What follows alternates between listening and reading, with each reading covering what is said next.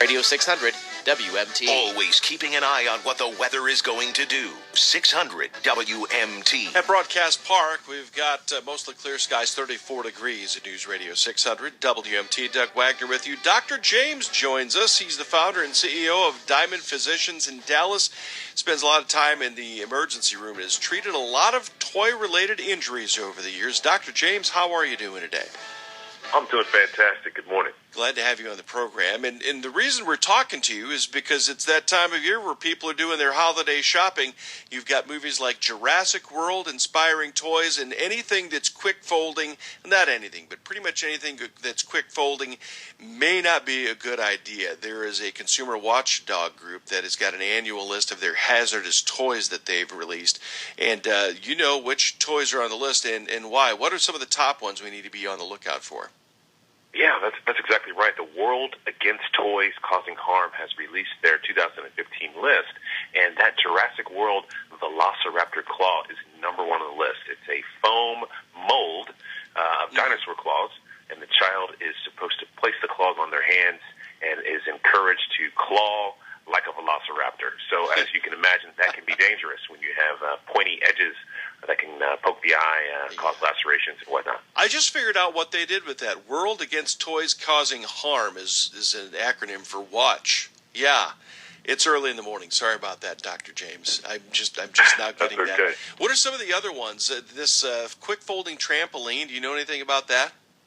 Yeah, the quick folding trampoline, and any trampoline for that matter, your kids should play on that with adult supervision. But this one particularly, they can land on their head, their neck, get caught in between the coils, and it can also kind of fold if you jump on it the wrong way. So be careful about that, and it is for ages 6 and up, and I think that's a huge point.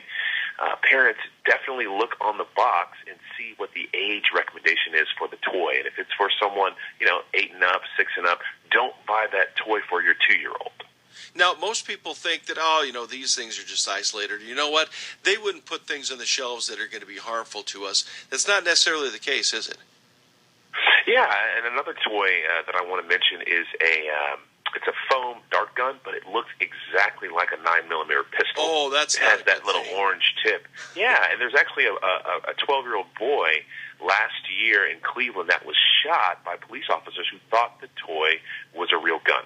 Right, that's just not a good thing to produce. Even with that silly orange tip in it, I mean, they say for those toy guns that's going to differentiate it. But if you're a police officer, if you're anybody, you have somebody pull that on you. I don't care. There's no longer toys at that point. That becomes something that's could end up deadly for either you or somebody else around you.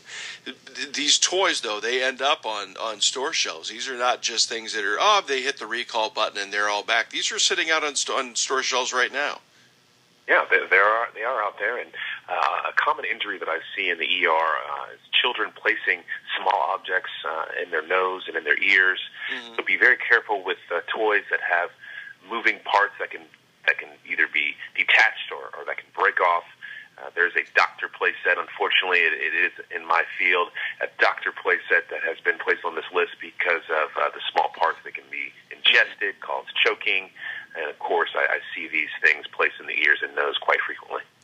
Dr. James joining us here on News Radio 600 WMT, the founder and CEO of Diamond Physicians in Dallas. Last time I interviewed you, like a couple days later, bam, I see you for Instaprint business cards on TV.